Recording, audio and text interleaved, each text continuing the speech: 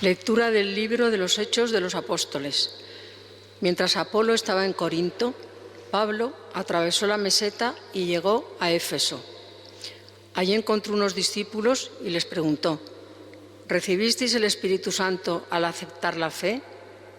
Contestaron: ni siquiera hemos oído hablar de un Espíritu Santo. Él les dijo: entonces, ¿qué bautismo habéis recibido? Respondieron: el bautismo de Juan. Pablo les dijo: Juan bautizó con un bautismo de conversión, diciendo al pueblo que creyesen en él que iba a venir después de él, es decir, en Jesús. Al oír esto, se bautizaron en el nombre del Señor Jesús. Cuando Pablo les impuso las manos, vino sobre ellos el Espíritu Santo, y se pusieron a hablar en lenguas extrañas y a profetizar. Eran en total unos 12 hombres. Pablo fue a la sinagoga y durante 3 meses hablaba con toda libertad del reino de Dios, dialogando con ellos y tratando de persuadirlos. Palabra de Dios. Te alabamos, Señor. Reyes de la tierra, cantad a Dios.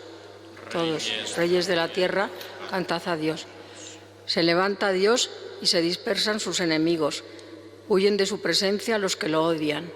Como el humo se disipa, se disipan ellos. Como se derrite la cera ante el fuego, así perecen los impíos ante Dios. Reyes de la tierra, cantad a Dios. En cambio, los justos se alegran, gozan en la presencia de Dios, rebosando de alegría. Cantad a Dios, tocad a su nombre es el Señor. Reyes de la tierra, cantad a Dios. Padre de huérfanos, protector de viudas, Dios vive en su santa morada. Dios prepara casa a los desvalidos, libera a los cautivos y los enriquece. Reyes de la tierra, cantad al Señor. Aleluya, aleluya, aleluya.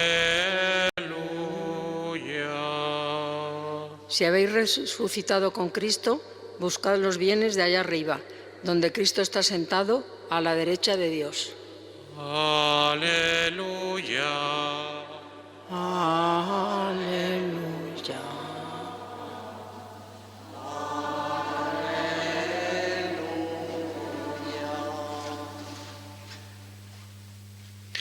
El Señor esté con vosotros. Lectura del Santo Evangelio según San Juan.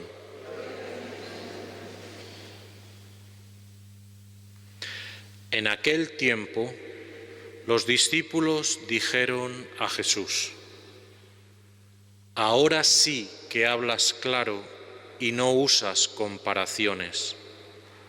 Ahora vemos que lo sabes todo y no necesitas que te pregunten. Por ello, creemos que has salido de Dios. Les contestó Jesús: ¿ahora creéis? Pues mirad, está para llegar la hora, mejor, ya ha llegado, en que os disperséis cada cual por su lado y a mí me dejéis solo. Pero no estoy solo, porque está conmigo el Padre. Os he hablado de esto para que encontréis la paz en mí. En el mundo tendréis luchas, pero tened valor. Yo he vencido al mundo.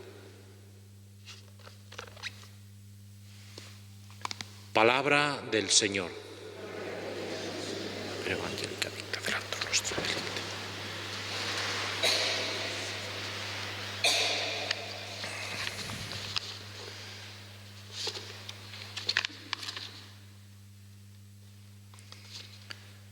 Quisiera en este tiempo, en esta última semana de Pascua que estamos celebrando, repasar 3 ideas que la palabra de Dios hoy nos puede ofrecer y junto con la fiesta de San Fernando. La primera está centrada en la primera lectura, en la que, se le pregunta a esos discípulos si habían oído hablar, si habían recibido el Espíritu Santo, ¿no? Que es digamos, la gran petición que vamos a hacer durante toda esta semana para celebrar Pentecostés el domingo. Y este es uno de los textos también clásicos para reflexionar sobre esta figura de la tercera persona de la Santísima Trinidad. Bueno, y ellos dicen, ni siquiera habíamos oído hablar del Espíritu Santo, no teníamos información sobre eso. Bueno, creo que a nosotros no nos puede pasar así, nosotros sí que hemos oído hablar del Espíritu Santo, pero quizá tampoco a veces no lo tenemos muy interiorizado. ¿Por qué? Porque en la Escritura no nos viene definido conceptualmente, sino que el Espíritu Santo en definitiva viene a ser la presencia de Dios en dos dimensiones fundamentales. En los acontecimientos claves de la vida de Jesús, allí está el Espíritu, en la encarnación, en el desierto, en el bautismo, en la resurrección, en definitiva en los momentos fundamentales donde Jesús se manifiesta. También en la sinagoga de Nazaret, el Espíritu del Señor está sobre mí, tantos otros son momentos. Esos son momentos fundamentales ahí en la vida de Cristo y al mismo tiempo en la vida y en la acción de la Iglesia, que estamos leyendo y escuchando durante todo este tiempo de Pascua que se desarrolla durante los Hechos de los Apóstoles. Por lo tanto, es la fuerza del Espíritu viene precisamente de esa presencia y esa acción en la vida de Cristo y en la vida de la Iglesia, que se manifiesta también a través de sus creyentes. Y claro, no tenemos una definición conceptual del Espíritu, pero sí que tenemos muchas imágenes y símbolos que nos ayudan a entender por dónde va el Espíritu. Hemos dicho alguna vez que el Espíritu es aquel que nos enseña todo lo que Jesús nos ha revelado y nos lo lleva a la verdad última, profundiza en la verdad y nos recuerda todo lo que Jesús ha hecho y dicho. Y este Espíritu se manifiesta en fuego, en viento, en agua, en dones, en carismas, en lenguas, en el don de hablar varias lenguas, en la profecía, en el espíritu de libertad, en el espíritu de la verdad, en tantas manifestaciones de la vida de la Iglesia, este espíritu se va manifestando. Y es ahí donde el Señor, durante esta semana, nos llama especialmente a pedir su venida, a pedir que cada uno de nosotros también experimentemos la presencia de Dios en nuestra vida por esta fuerza, porque es el Espíritu por el cual podemos decir Abba, Padre, y es por el Espíritu por medio del cual también podemos ser testigos en medio del mundo, porque el Espíritu es también el defensor, el consolador, el que nos da fuerza para dar el testimonio en medio de la vida. Esta sería la primera, digamos, reflexión que hoy nos podríamos centrar en ella. La segunda, conectada, es que en este es el tiempo ya de petición del Espíritu en el que Jesús se está despidiendo. Al despedirse Jesús, nos está dejando su Espíritu en esta oración final sacerdotal de despedida en la que Jesús se va en estos tonos de despedida que va haciendo. ¿Y qué encontramos en este Evangelio que hemos escuchado de San Juan? Escuchamos como una especie de doble fuerza. Por una parte, la realidad o el realismo de la debilidad y por otra parte, la seguridad que le habita a Jesús. ¿Por qué digo esto? El realismo de la debilidad es la conciencia que tiene Jesús de saber, me vais a dejar solo. Va a llegar la hora, ha llegado ya en que me vais a dejar solo. Vive con ese realismo Jesús, pero al mismo tiempo dice, pero no estoy solo, el Padre está conmigo. Por tanto, realismo de la debilidad, seguridad de la fe.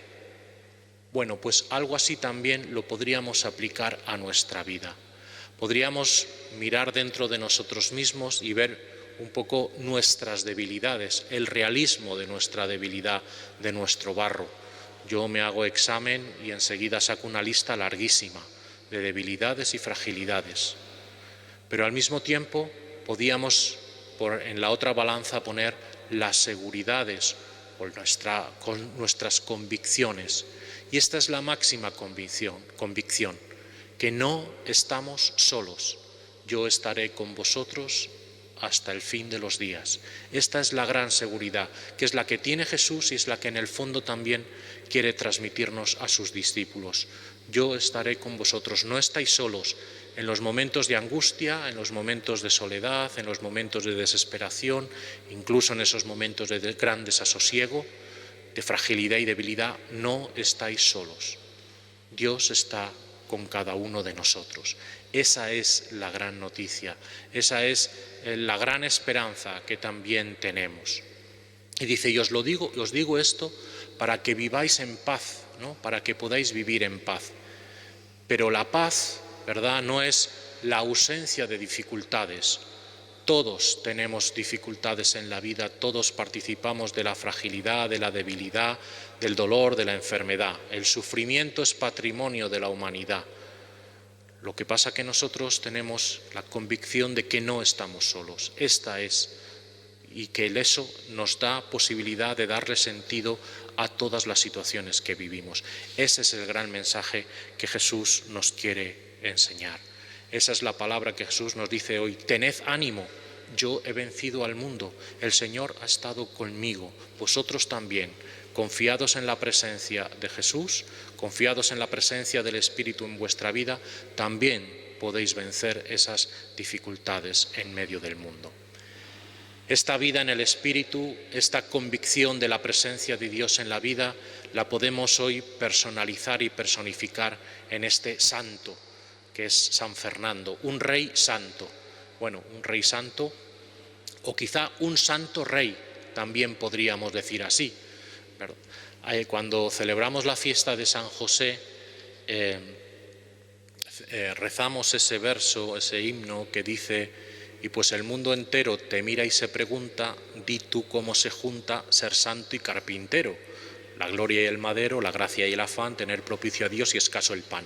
Pero parece que ahí decir cómo se junta ser santo y carpintero, como si hubiera una oposición entre la santidad y el oficio de la madera, ¿verdad? Bueno, pues aquí podríamos decir otra cosa, como a veces alguno podría pensar que podría haber una oposición entre ser santo y ser rey, y sin embargo tenemos varios reyes durante la historia que han sido proclamados santos.